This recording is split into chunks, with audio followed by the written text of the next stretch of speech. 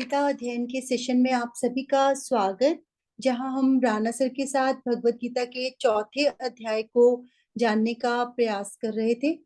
बहुत ही इम्पोर्टेंट श्लोक आजकल चर्चा में है और आज हम श्लोक 19 और 20 को लेंगे।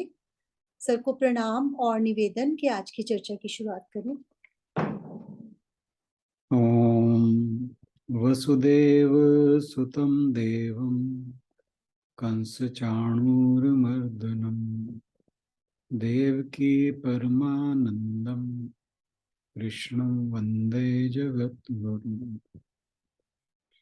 सभी को बहुत बहुत प्रणाम। हम गीता जी के चौथे अध्याय को रिवाइज कर रहे हैं और अब तक श्लोक नंबर 18 तक रिवाइज कर चुके हैं। जैसे हम कल बात कर रहे थे, 18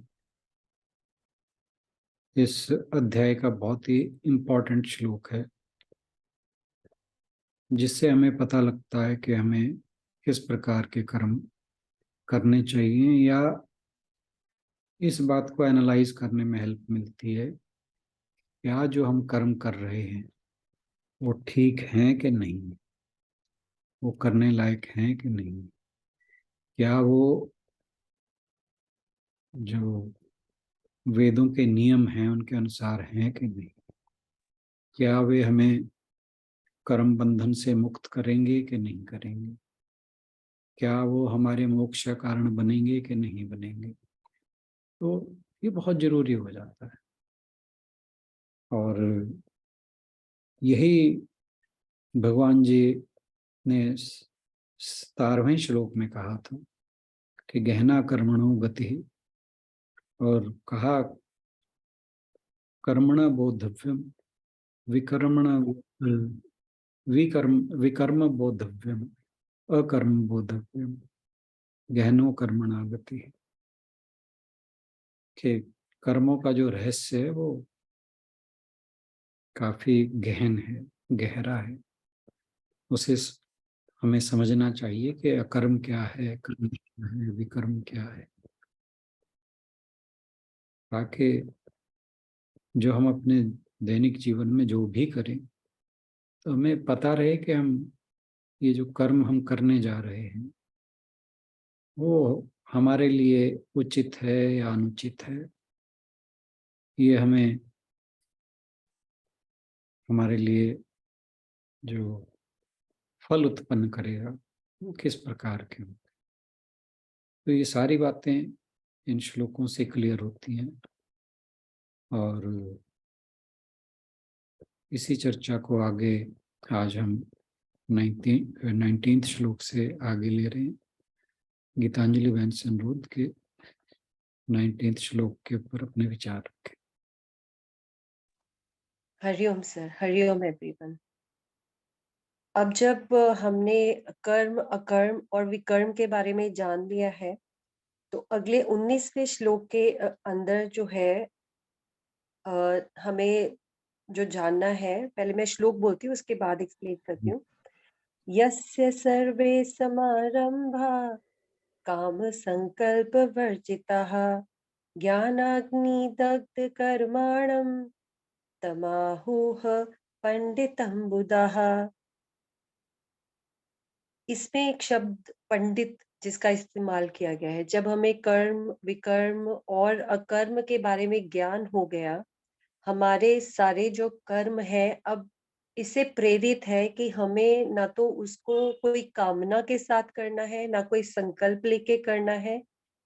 तो वो जन जो है जिनको ये ज्ञान हो गया है, वो पंडित कहलाते हैं। यहाँ पर पंडित किसी एक पर्टिकुलर जाति या वर्ण को नहीं कहा गया, जो कोई कर्म कांड करते हैं या पर्टिकुलर काइंड ऑफ उनका रिचुअल्स रहते हैं वो करते हैं। नॉर्मली जैसे हम कहते हैं कि मंदिर के पंडित जी के पास जा रहे हैं, पूछ रहे हैं, ये उन पंडित की बात नहीं हो रही है यहाँ पर। और ये शब्द पंडित 4 जगह अलग-अलग श्लोकों में इस्तेमाल हुआ है, गीता जी के श्लोकों में। तो इसमें यही बताया गया है कि वो कर्म शुरू करने से पहले ये नहीं सोचते कि उनको क्या प्राप्त होने वाला है, उनको लाभ होगा या हानि होगा। वो जन कल्याण के लिए जो काम करते हैं, उसी रूटीन में वो ये काम करते रहते हैं।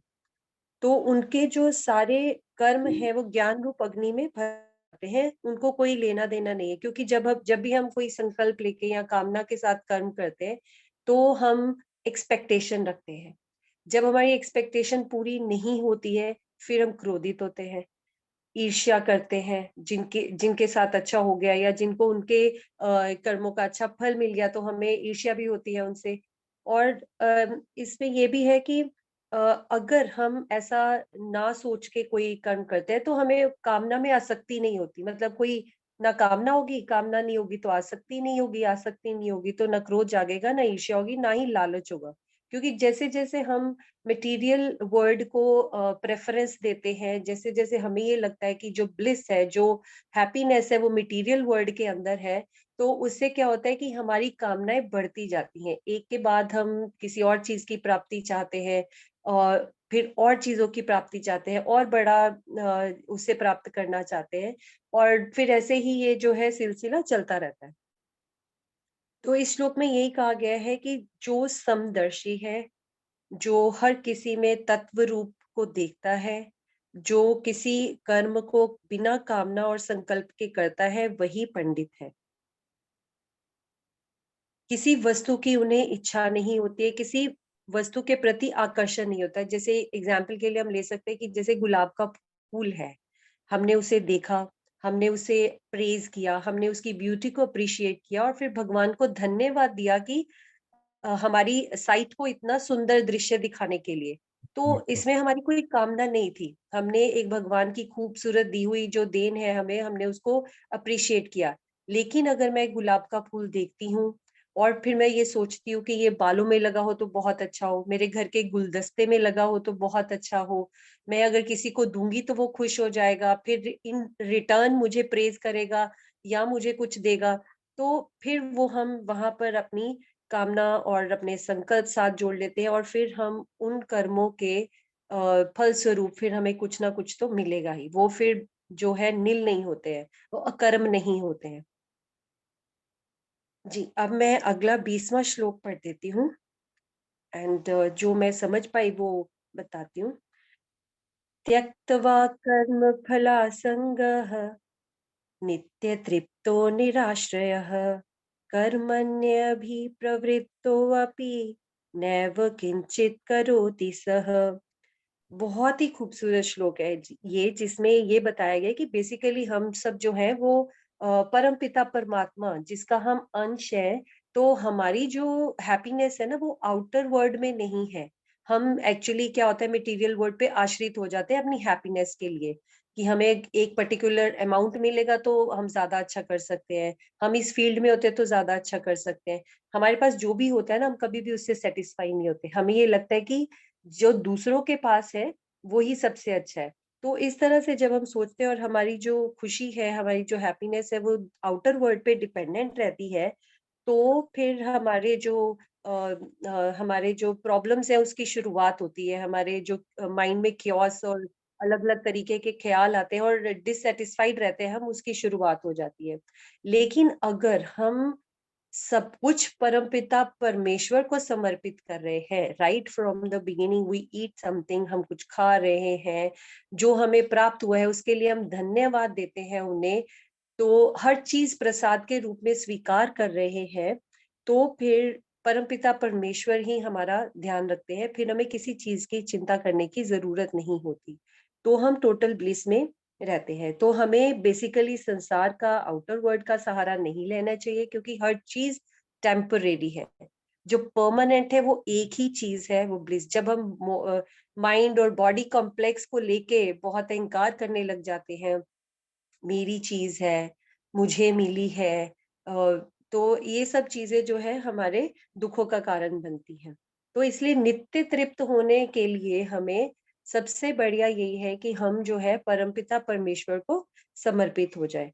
इस और हम जो है जो कर्म करें फिर वो उनको अगर समर्पित करके करेंगे तो हम उनसे बंधते भी नहीं हैं उनके फलों से। इससे रिलेटेड एक स्टोरी भी लास्ट टाइम मैंने शेयर की थी जब इसी श्लोक का डिस्कशन चल रहा था।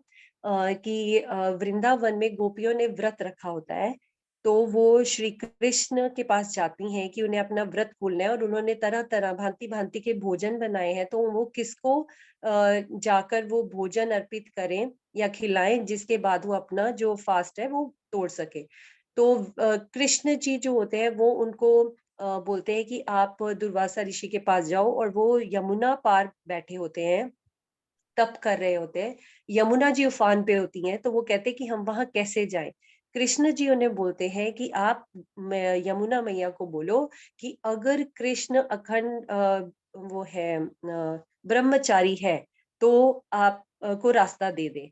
तो पहले तो वो गोपियां सोचती हैं कि ऐसा तो है नहीं है, मतलब कृष्ण जी तो हमारे साथ रास रचाते हैं, तो उनके भाव तो ऐसे नहीं है कि हम उन्हें अखंड ब्रह्मचारी, क्योंकि कृष्ण जी कह देते हैं तो इसीलिए वो मान लेती हैं कि ओके हम कह के देखते हैं।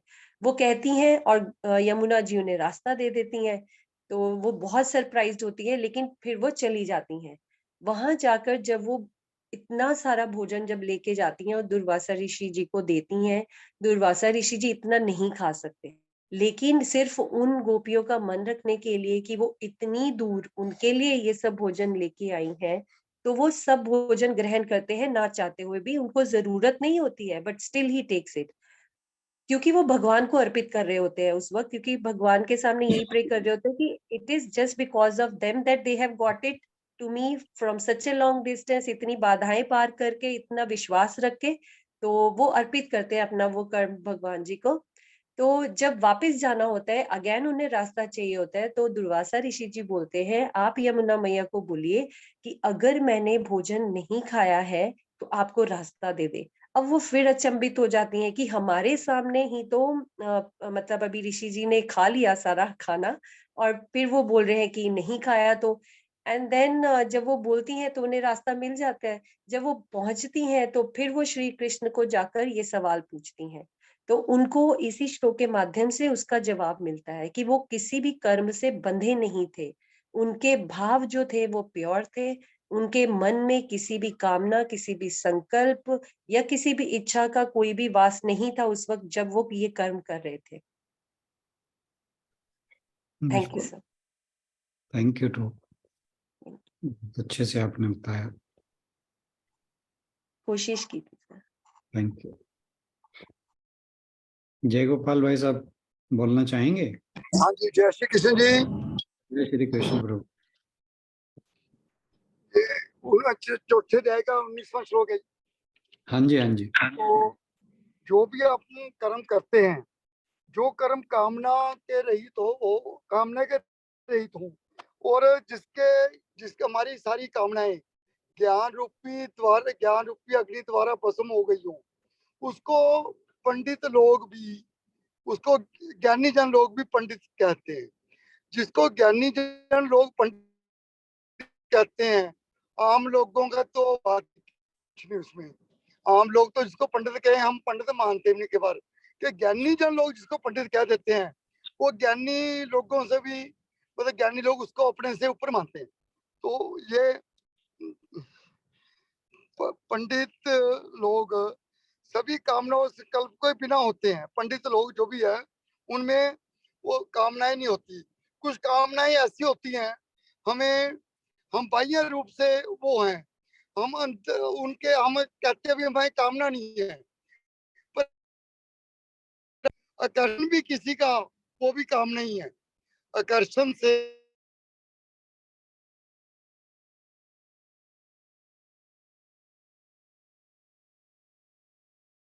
नहीं है, वस्तु की हमें इच्छा नहीं है, परंतु उसकी आकर्षिता में जो वो कभी ना कभी हमें कामना की ओर ले जाती है।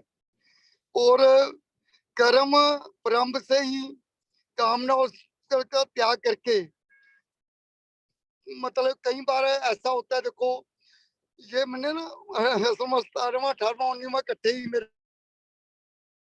कोई बात नहीं, में बताओ। मैंने कर्म तो अभी देख लिया इसमें। कर्म तो मनु राणा जी समझाएंगे। मनु इसमें पढ़ने के बाद भी जीवनी मते कर्म से कर्म समझ में नहीं आया। कर्म से तो कर्म है, ठीक है, हम कर्म कर रहे हैं, हम अपनी बुद्धि को लगा लिया भाई, हमने कोई गलत काम नहीं करना, समभाव से रहना है, कोई कामना नहीं रखनी, ये कर लिया। परंतु कर्म का कर्म दिया हुआ तो है इसमें जीवनी में, पर हमें समझ नहीं आया।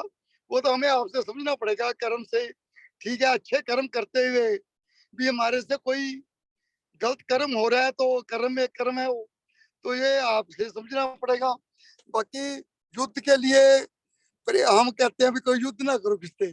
कृष्ण जी कह रहे हैं भाई युद्ध करना ही तेरे पापों को खत्म करने वाला काम है। इसमें इसमें युद्ध भगवान जी करा रहे हैं, और हम कभी कभी भी क्या युद्ध नहीं चाहते। तो कई बार वो पंडित जी जब हमें पाठ करते हैं तो पहले पूजा करते हैं, और देश पात्र आदि के निमित्त ऐसी बातें, मतलब यही वो बातें हैं जो पंडित जी हमें हमें हम कोई भी पाठ करते हैं तो पहले 10-15 मिनट सारे नौ ग्रहों को पूजन करते हैं, वो देश पात्रता को समझ के करते हैं। कृष्ण जी के बताए हुए हर काम पे हर काम कहीं ना कहीं वो लागू हो रहा है। तो बस यही है कि हमें हमारा अधिकार, मतलब वैसे तो सब काम परमात्मा ने करने हैं, पर हमारी कामनाओं की निवृत्ति, संसारी कामनाओं की का हम संसारी कामनाओं को बिल्कुल छोड़ देंगे तभी हमारी जिंदगी की सफलता है। कामनाओं, लोभ, ये सब एक श्लोक सब एक दूसरे से जुड़े हुए हैं। 18 के 18 अध्याय कहीं से उठा लो किसी श्लोक को, बट एक समभाव सारे में एक में वही है। पर चलो कहीं हमें समझ में आते नहीं, बस जितना कि असल में 17, 18, 19 दो बारी पढ़ लिया जीवनी, पर सारा मिक्सअप हो गया, पता नहीं चला जी मुझे। कोई बात बाकी यही नहीं। जय श्री कृष्ण। जय श्री कृष्ण। मिसेस पुरी। हाँ जी, हरिओम जी। हरिओम।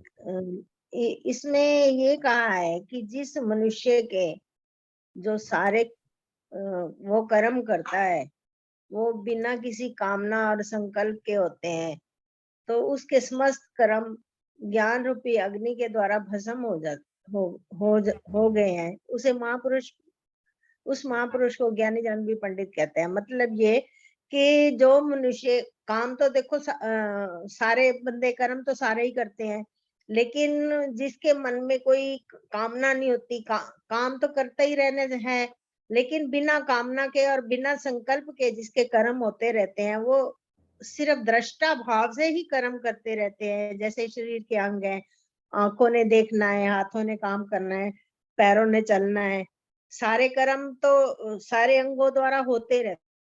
और लेकिन जब हम मतलब अपना स्वार्थ भाव लेके और मतलब उसमें लिप्त होके करते हैं तो वो गलत होता है। जो अपना बिना स्वार्थ भाव के, बिना किसी कामना के, बिना किसी संकल्प के काम करते हैं, तो वही कर्म ही मतलब उसमें आदमी लिप्त नहीं होता, सिर्फ दृष्टा भाव से करते हैं।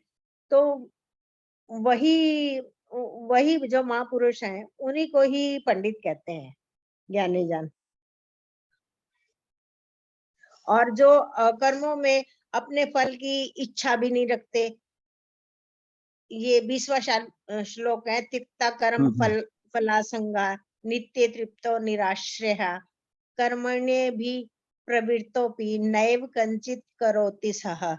जो पुरुष समस्त कर्मों में उनके फल में आसक्ति और सर्वथा त्याग करके संसार के आश्रय से रहित हो गया और परमात्मा में नित्य तृप्त है, वह कर्मों में भली भांति बरतता हुआ भी वास्तव में कुछ नहीं करता। इसका मतलब ये है कि जो मनुष्य सारे कर्म तो करता रहता है, लेकिन ना तो उसकी उसमें आसक्ति होती है और ना ही फल की कोई इच्छा होती है, तो वो बिना फल की इच्छा के कर्म करता रहता है और वो ये सोचता है कि मैं परमात्मा के लिए ही कर रहा हूँ, और वो परमात्मा को ही सारे कर्म अर्पित करता रहता है। और ऐसे करते रहने से उसके मन में कोई भी ये भाव नहीं आता कि मेरा इसमें स्वार्थ है या कुछ है, तो वो कर्म करते हुए भी कुछ कर्म नहीं करता।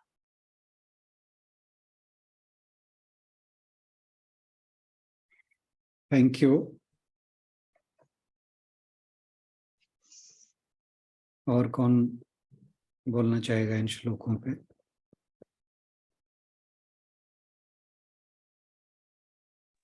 बहुत ही गहरा अर्थ लिए हुए श्लोक हैं ये सारे, और हमें बहुत अच्छे से जानना चाहिए इनको। आप जितने इनके ऊपर चर्चा करेंगे, खुद से प्रयास करेंगे, जो पता है वो बोलने की कोशिश करेंगे, तो आपका कंसेप्ट और क्लियर होता चला जाएगा। तो कोशिश करें सभी इन श्लोकों पर अपने विचार रखने की।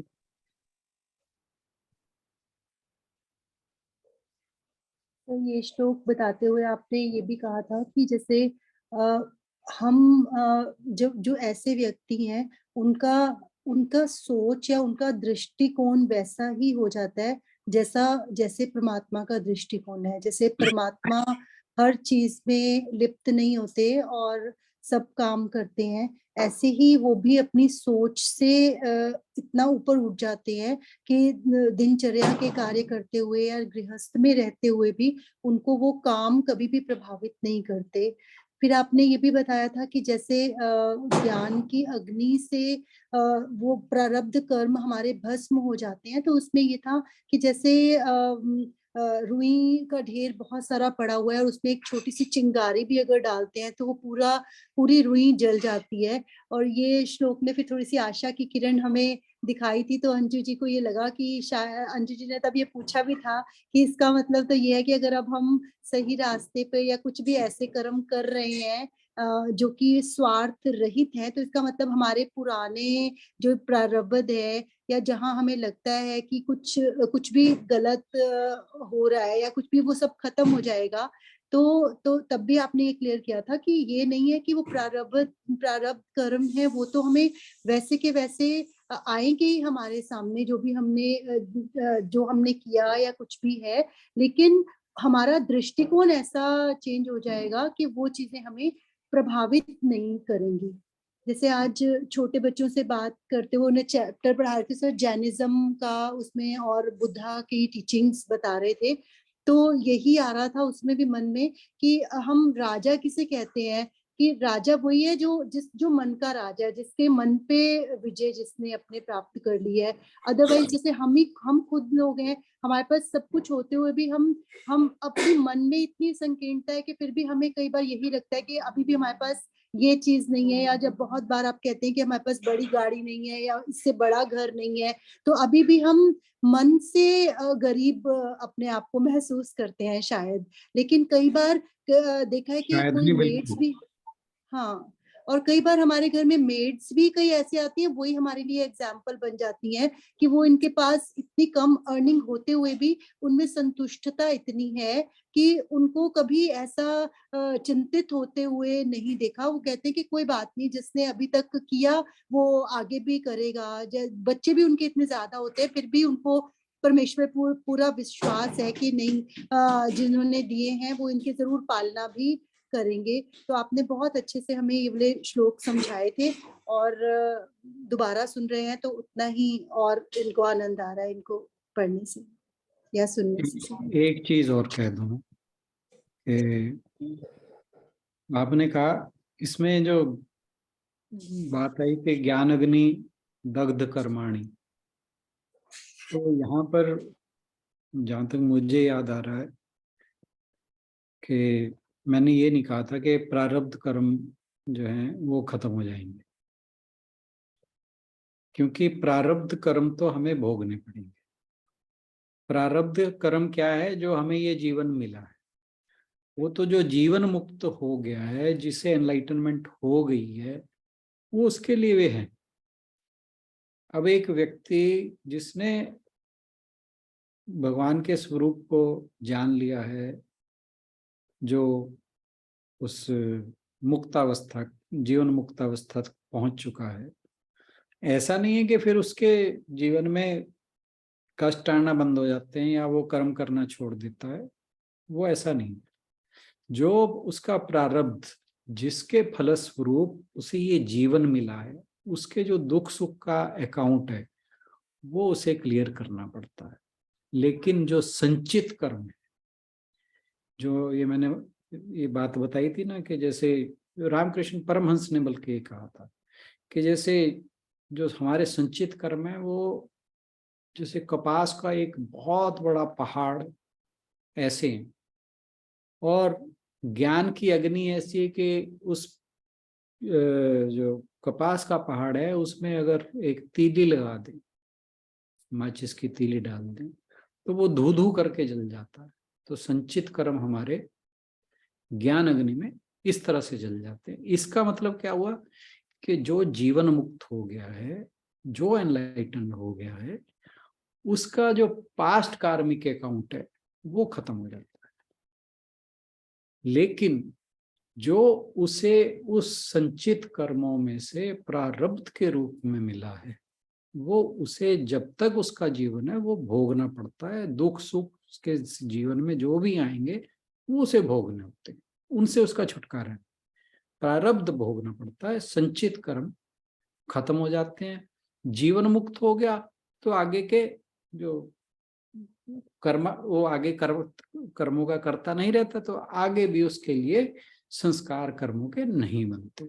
तो यानी उसके आगे के कर्मों का अकाउंट, पीछे के कर्मों का अकाउंट वो क्लियर, बट प्रारब्ध कर्मों का अकाउंट उसे क्लियर अपना जीवन होते हुए क्लियर करना होता है। तो ये चीज थोड़ी सी टेक्निकल बात समझने की है। सर देखो नहीं, प्रारब्ध कर्म और संचित कर्म एक बार प्लीज आप थोड़ा सा दोबारा से बताएंगे। संचित, हाँ, संचित कर्म है जो हम जन्मों जन्मों से जो भी हमारे संस्कार एक्युमुलेट हो रहे हैं। संस्कार में संस्कार क्या है कि जो भी हम कर्म, शुभ अशुभ कर्म करते हैं, शुभ और अशुभ, उनके फलस्वरूप हमें दुख सुख आदि मिलते हैं।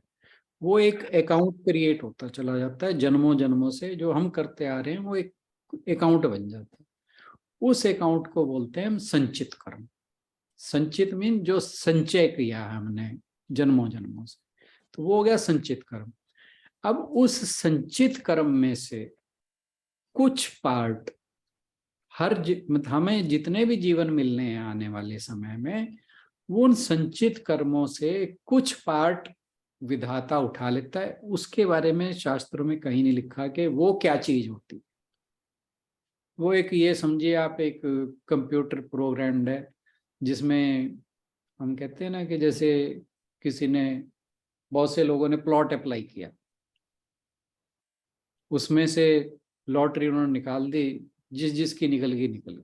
तो ऐसे ही वो जो संचित कर्म है उनमें से एक कंप्यूटर प्रोग्राम के माध्यम से ये उठाया कि भाई इस जीवन के लिए इतना इसको दे दिया, तो वो हमारा प्रारब्ध है।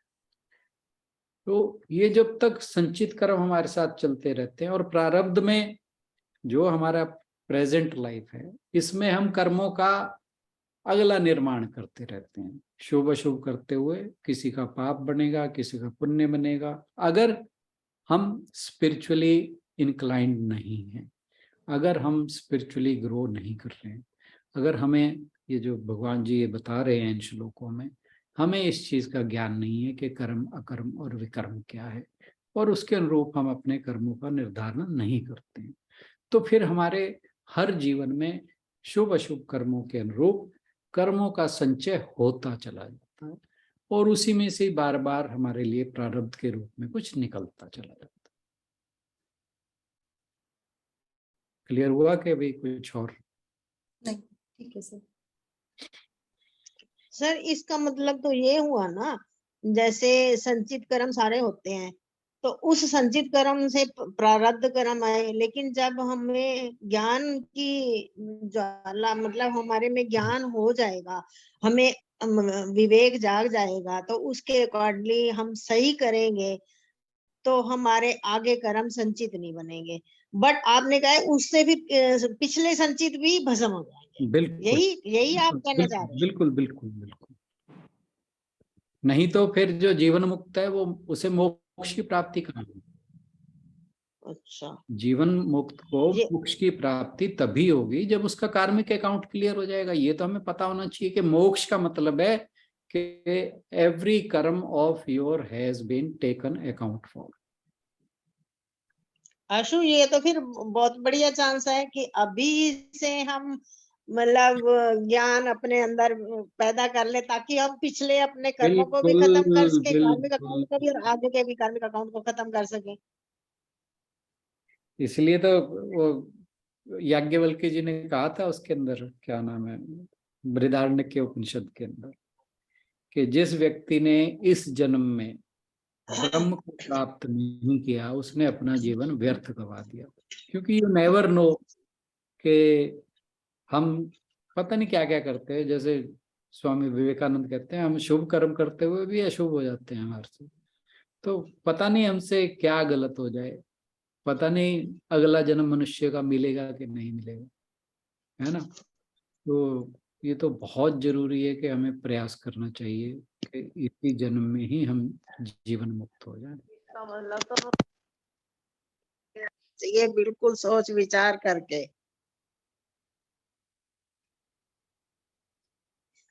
कोई और कहना चाहें इन श्लोकों पर तो जरूर अपने बात रख सकते हैं। सुनीता जी, रीटा जी, मिसेस पाठक, हरदीप जी, रेणु जी, अंजू जी।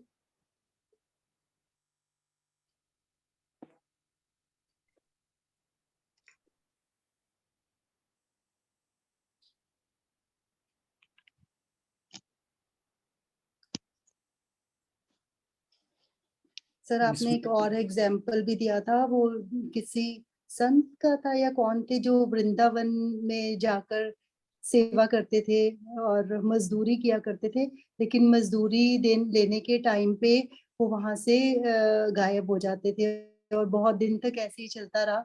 तो एक बार उनको बुलाकर पूछा गया कि आप ऐसे क्यों करते हो, कि मजदूरी क्यों नहीं लेते जब आप पूरा दिन मेहनत करते हो। तो उन्होंने बोला कि आप सब अपना अपना कंट्रीब्यूट कर रहे हो, जिस भी तरह से पैसे लगाते हो, कुछ भी कर रहे हो, तो हमारा भी तो कुछ कर्तव्य बनता है। तो इसलिए मैं ये जो जितना अपनी तरफ से हो सकता है हम अपना योगदान दे रहे हैं, लेकिन हमें उसके लिए कुछ भी मजदूरी नहीं चाहिए। तो इसका यही था कि हम अपने कार्य करते रहे, लेकिन उसके लिए कुछ भी आगे से एक्सपेक्ट मत कर रहे हैं। और आपने यही बताया था कि एक योगी में या एक पंडित मतलब बुद्धिमान में और एक ज्ञानी में फर्क ही इतना है कि वो काम करते हुए उससे अपेक्षा करता है जो अज्ञानी है हर काम के लिए। जैसे बच्चे भी बड़े कर रहे हैं हम, तो हर एक की अलग अलग सोच है उनको बड़े करने के पीछे।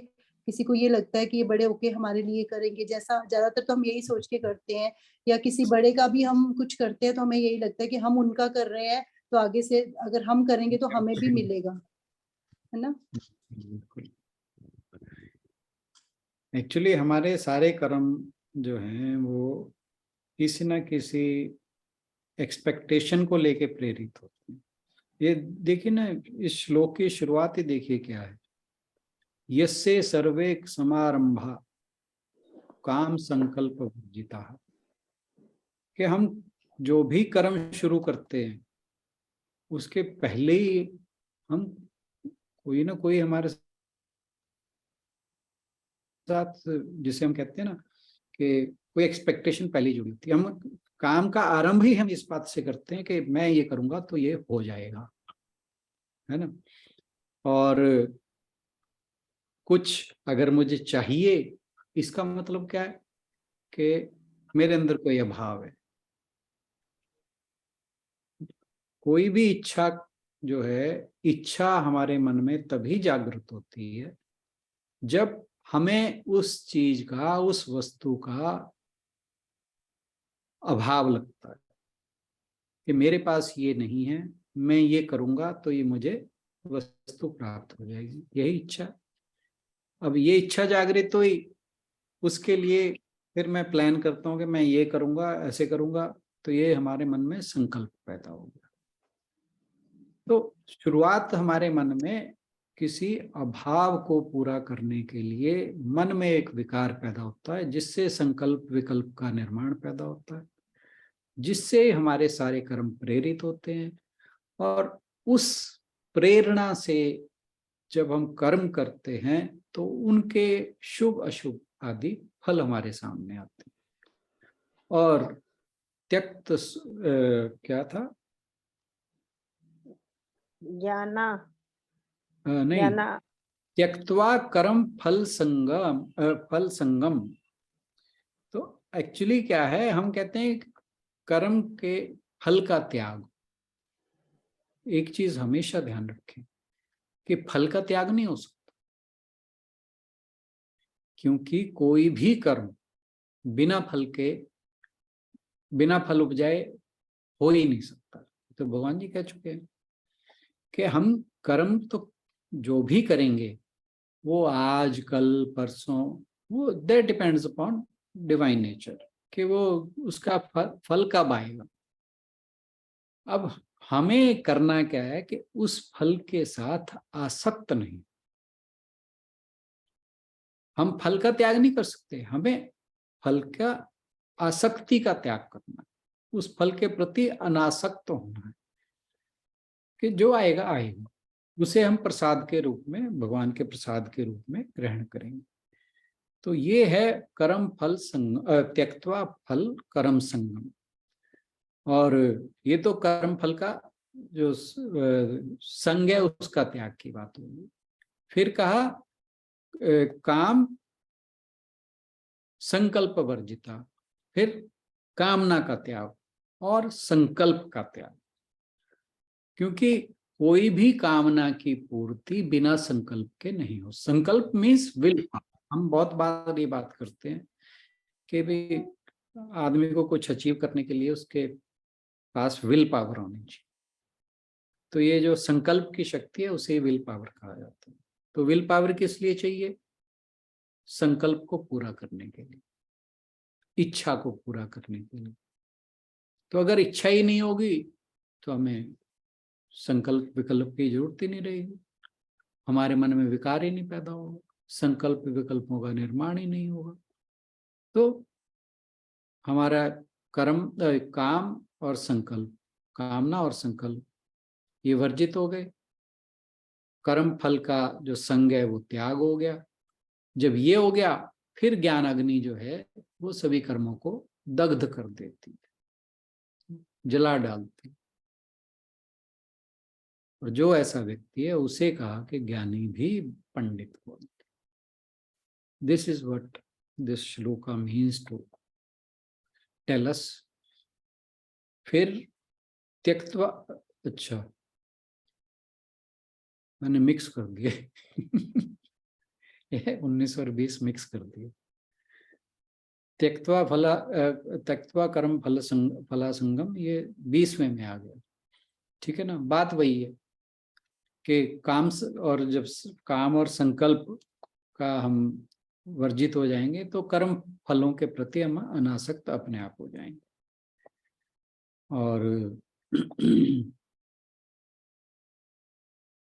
और फिर कर्मण्य भी प्रवृत्तो अपि नैवं किंचित करोति सः। और कहा कि नित्य तृप्तो निराश्रय, परमात्मा में नित्य तृप्त है, संसार के आश्रय से रहित हो गया है। संसार के आश्रय से कब रहित होगा मनुष्य?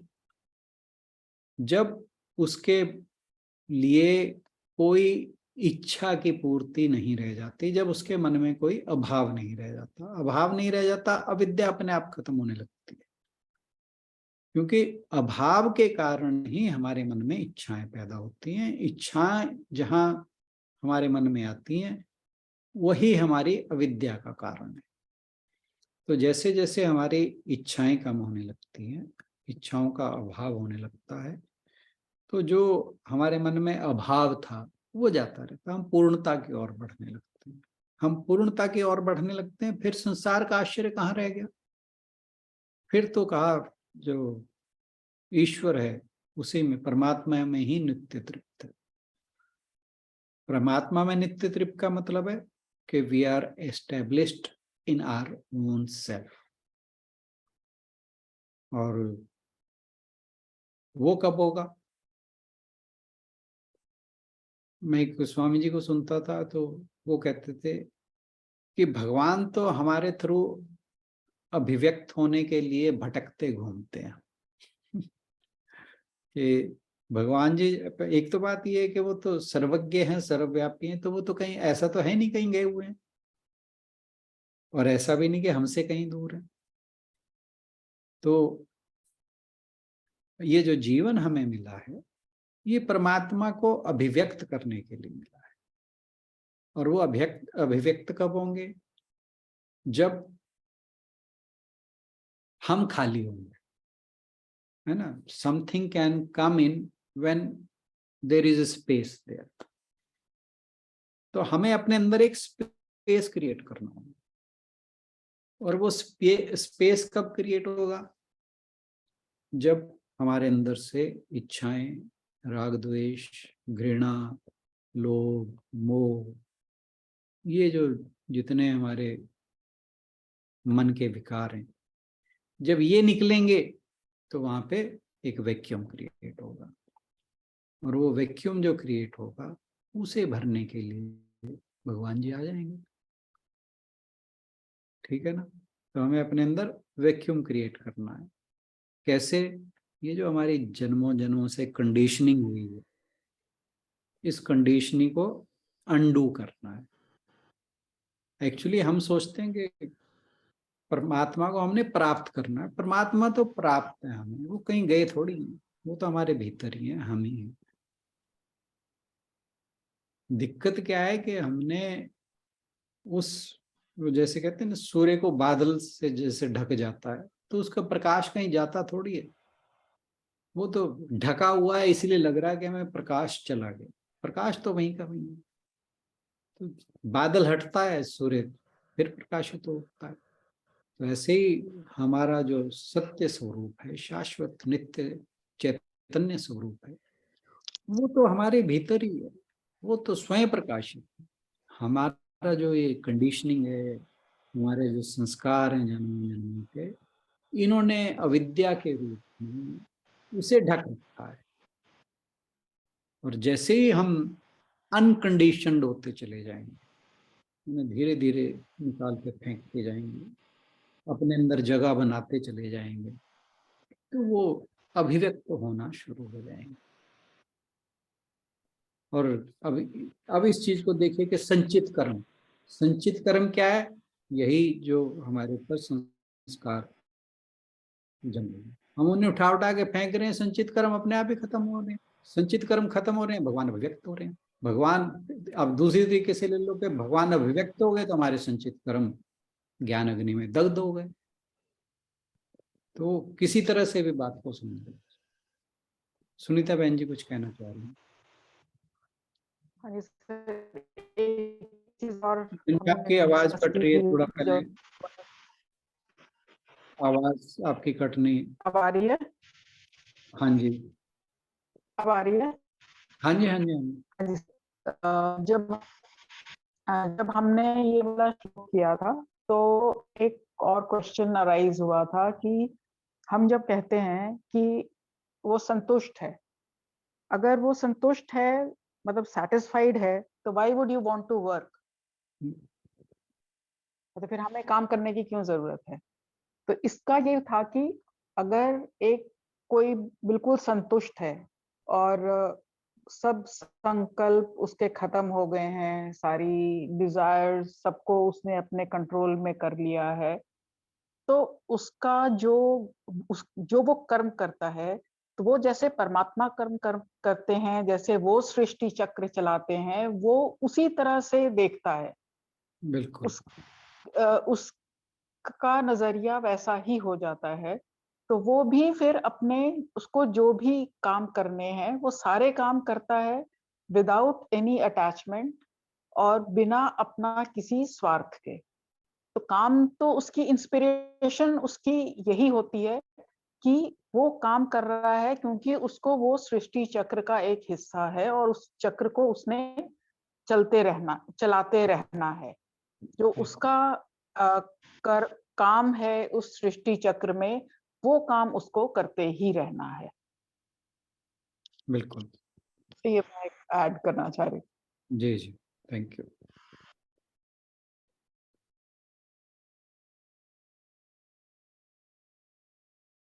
और कोई कुछ ऐड करना चाहेगा?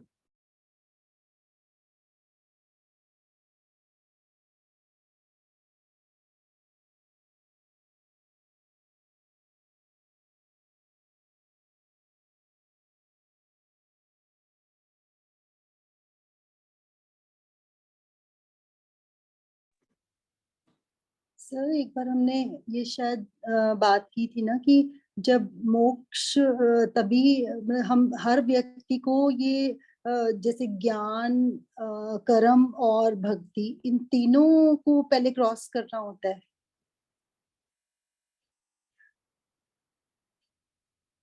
मीन्स कभी ना कभी जैसे कर्म योग भी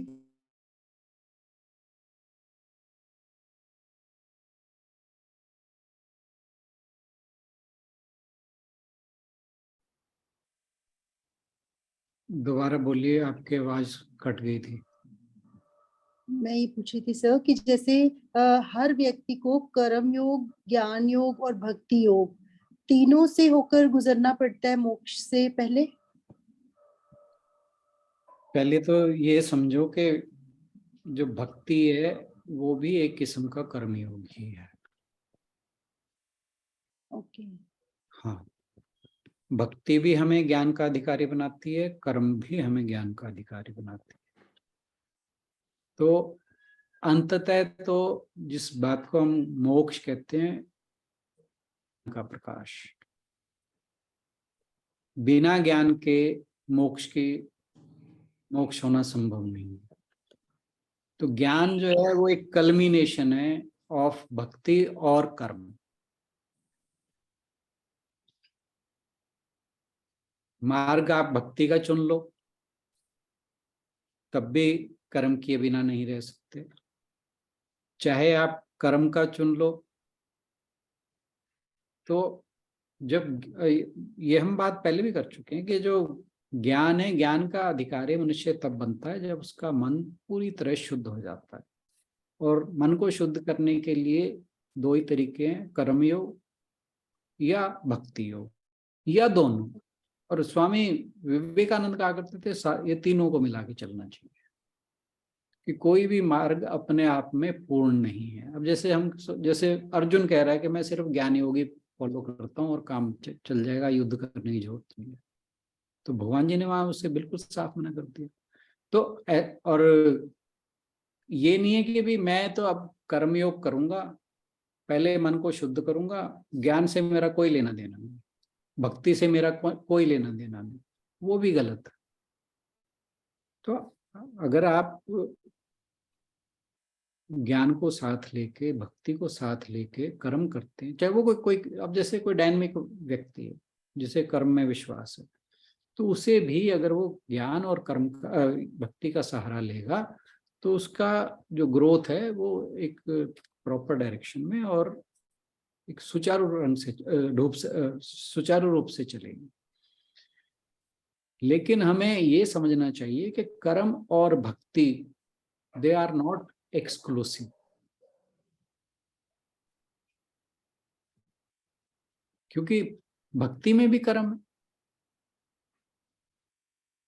कर्म के बिना तो हम बच ही नहीं सकते। चाहे हम ज्ञान की बात करें, चाहे भक्ति की बात करें, चाहे कर्म की बात करें, कर्म तो हमारे मतलब कर्म के बिना तो कुछ है ही नहीं। ये तो भगवान जी साफ कह ही चुके हैं कि हमारे कर्मों के बगैर छुटकारा नहीं है, कर्म तो करने ही पड़ेंगे। लेकिन जो लास्ट स्टेज है, जब जो मोक्ष प्राप्ति के ये तक पहुंचने का रास्ता है, वो कर्म या भक्ति के थ्रू ही जाता है। अंततः जब ज्ञान की प्राप्ति होती है तब जीवन मुक्त या मोक्ष की अवस्था आती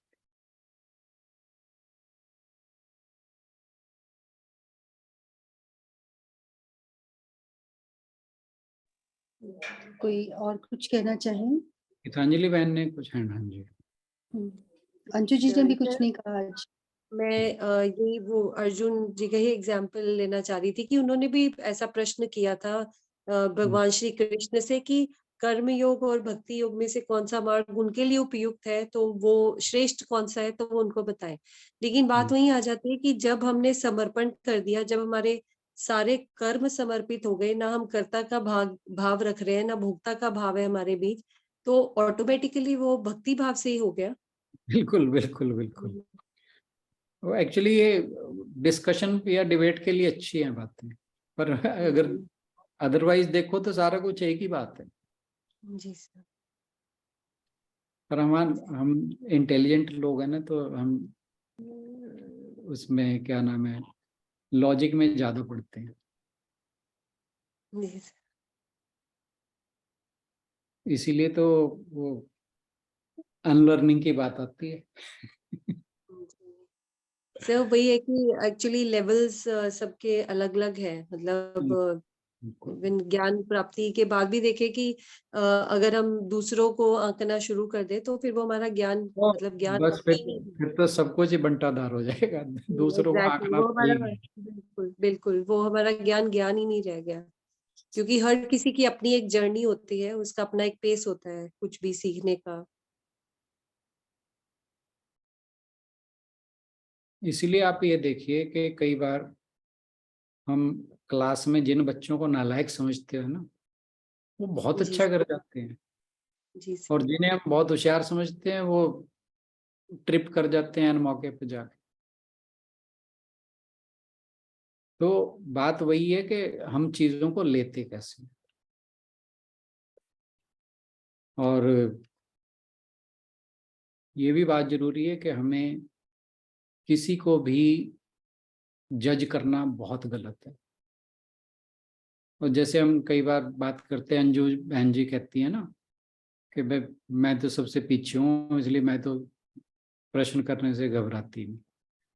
तो इसमें भी पीछे आगे वाली कोई बात नहीं है, है ना, कि प्रश्न करना, क्योंकि मैं जैसे बार बार कहता हूँ कि हम सभी एक ही, लगभग एक लेवल पे, नहीं तो यहाँ पर बैठे होते है ना।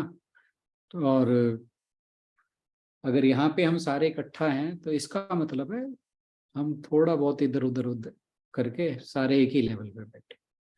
तो जितने हम डिस्कशन करेंगे, जितने अपने अंदर के जो भी लगता है कि यहाँ पर ये कोई बात क्लियर करने वाली है या समझने वाली है, जितने हमारे संदेह दूर होंगे उतना हम आगे बढ़ते रहेंगे।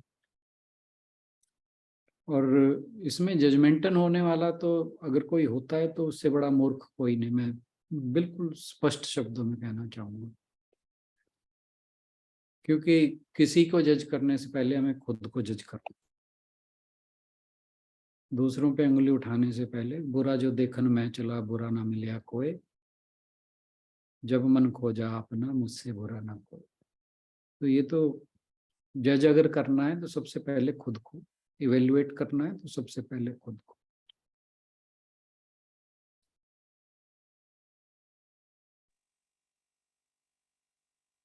चलिए फिर इसी के साथ समापन की ओर बढ़ेंगे। आज बच्चों ने ज्वाइन किया है तो उनको कुछ समय देंगे इसके बाद। बिल्कुल। चलिए, ओम पूर्णमदः पूर्णमिदं पूर्णात् पूर्णमुदच्यते पूर्णस्य पूर्णमादाय पूर्णमेवावशिष्यते। ओम शांति शांति शांति। हरिओम। सभी को बहुत बहुत प्रणाम। इस चर्चा के लिए बहुत बहुत धन्यवाद। सभी की ओर से राणा सर का बहुत बहुत धन्यवाद।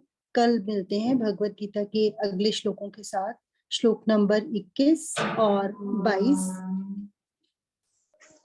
वीडियो शेयर कर दी जाएगी, जिनका भी नाम डाला जाए प्लीज वो पूरी तैयारी के साथ आए, और बाकी लोग भी जरूर चर्चा में शामिल हो। वीडियो देखने से, पुरानी चीजें दोहराने से ज्यादा पता चलता है। सर आज एक बात और पढ़ रही थी कि 10 किताबें पढ़ने से अच्छा है कि एक ही किताब को 10 बार पढ़ लो।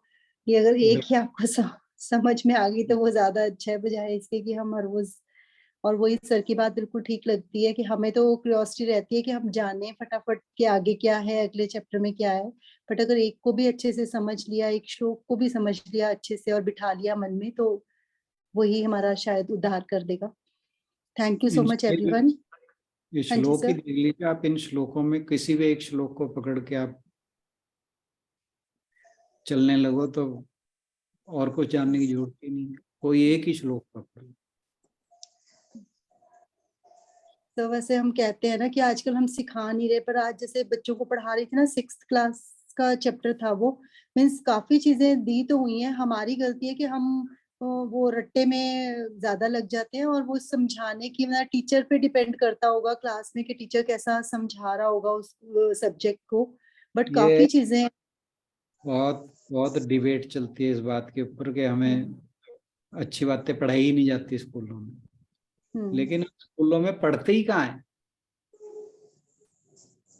सर एक बात और है जी कि हम लोग अभी भी सिर्फ इसके शाब्दिक अर्थ की तरफ ध्यान दे रहे हैं।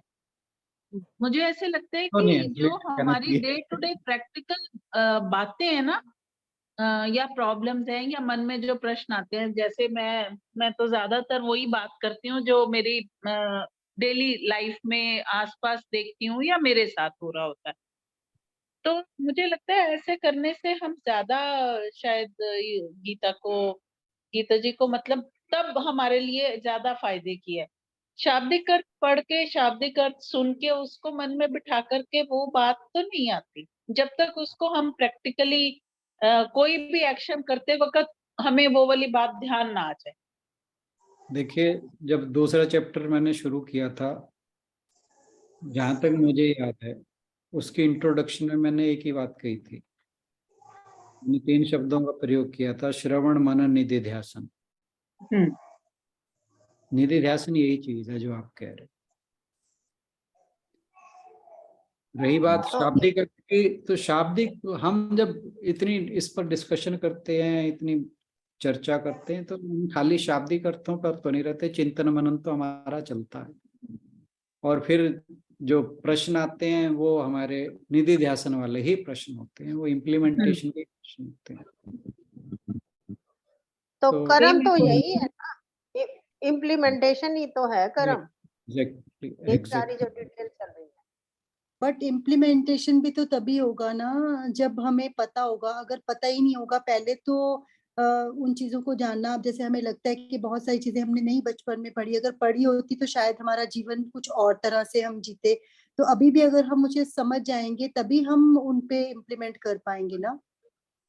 हाँ तो नहीं, हर समझ आ रही हैं सर बातें, ये सब हो रहा है, इंग्लिश पर इंग्लिश की शायद किताब, मैं अपने आप से ही मैं एक्सपेक्ट करती हूँ कि हर काम करते वक्त मुझे वो वाली बात ध्यान में आनी चाहिए, जो ऐसा नहीं होता। नेचर में फर्क आ गया है, ऑफ कोर्स काम एंड क्वाइट भी हो गए हैं, लेकिन हर एक्शन करते वक्त ध्यान नहीं आता सर। ये बात, जैसे ये वाला चैप्टर तो खास करके हमारे कर्मों से ही है, तो हर वक्त ये बातें ध्यान रहनी आ जानी चाहिए, कोई भी काम करते वक्त ध्यान आ जाना चाहिए। आएंगी तो चिंता न करो। अर्थ तो सारे पता चिंता न करो। समझ भी आ गए हैं, बार बार भी समझ आ जाते हैं, अर्थ तो समझ आ जाते हैं, है ना। कोई बात अब नहीं। ये एक्शन में करते वक्त वो सारी मतलब हर वक्त वो बात याद आ जाए, कोई भी काम करते वक्त या याद रहे, हर वक्त वही चीज याद रहे, ऐसा अभी तक नहीं हुआ है।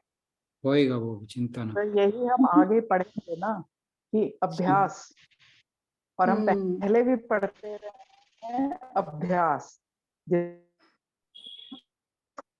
चिंता न करो आप। जरूरत है। बहन जी हमें बिल्कुल चिंता न करो, पे जोर देना। सब कुछ होगा। धीरे धीरे रे मना, सब होगा।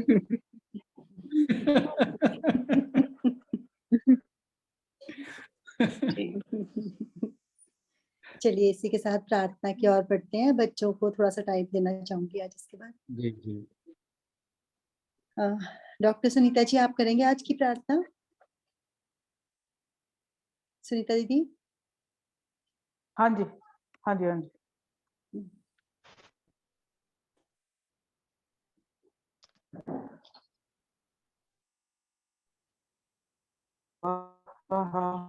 तत्सवितु वरेण्यं धीमहि धियो यो न प्रचोदयात्। ॐ भूर्भुवः स्वः सवितुर्वरेण्यं भर्गो देवस्य धीमहि धियो यो न प्रचोदयात्। ॐ भूर्भुवः स्वः तत्सवितुर्वरेण्यं भर्गो देवस्य धीमहि धियो यो न प्रचोदयात्। ॐ शान्तिः शान्तिः शान्तिः।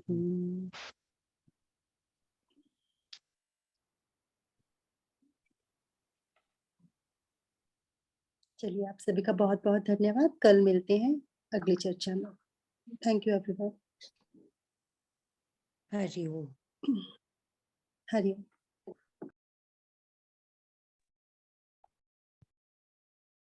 Good evening, ma'am.